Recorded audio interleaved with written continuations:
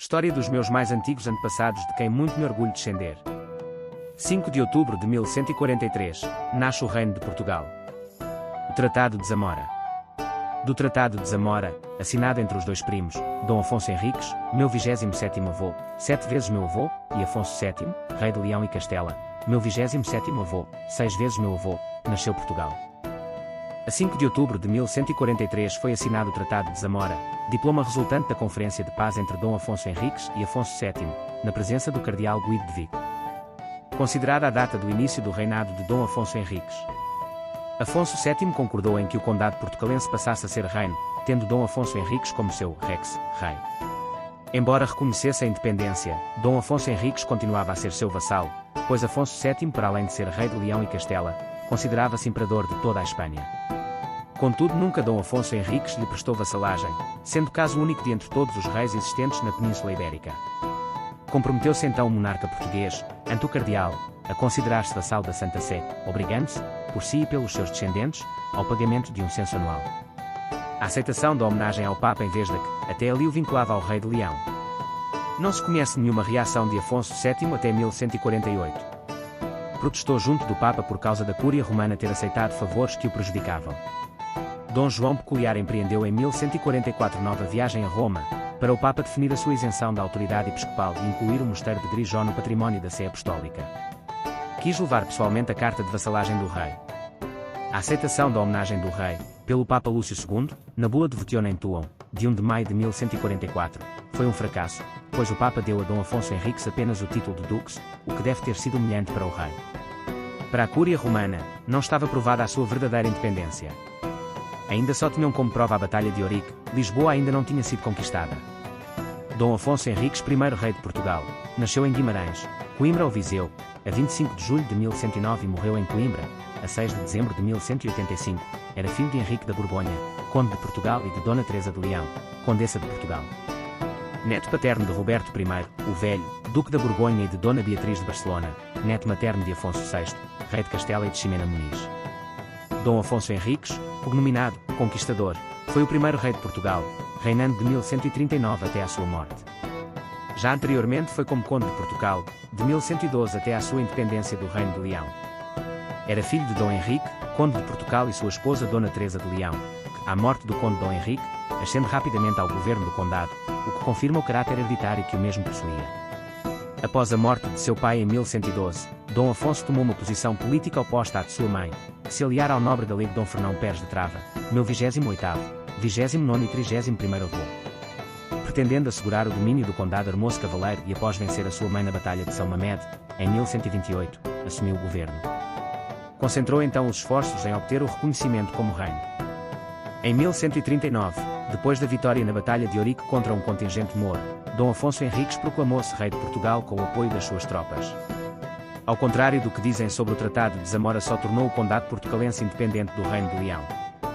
A independência portuguesa foi reconhecida, a 23 de maio de 1179, pelo Papa Alexandre III, através da bula Manifestis Probatum Est, e ganhou o título de Rex, rei. Com o apoio de cruzados do norte da Europa, conquistou Lisboa em 1147. Com a pacificação interna, prosseguiu as conquistas aos mouros, empurrando as fronteiras para sul, desde Leiria ao Alentejo, mais que duplicando o território que herdara. Os muçulmanos chamaram-lhe Ibn Henrique, filho de Henrique, tradução literal do patronímico Henriques, ou Bortocali, o português. Miles Saint-Tiptri. No verão de 1143, 13 de setembro de 1143, chegou ao Reino de Leão o cardeal legado da Sé Apostólica, Guido de Vico. A 13 de setembro de 1143, Afonso dirigiu uma carta ao Papa declarando que tinha feito homenagem à Sé Apostólica nas mãos do cardeal Guido como cavaleiro de São Pedro, Miles Saint-Tiptri. E que se obrigava a pagar à Santa Sé o censo anual de 4 onças de ouro, o que respondia aos apelos da mesma, sob a condição de o Papa defender a sua honra e a dignidade da sua terra.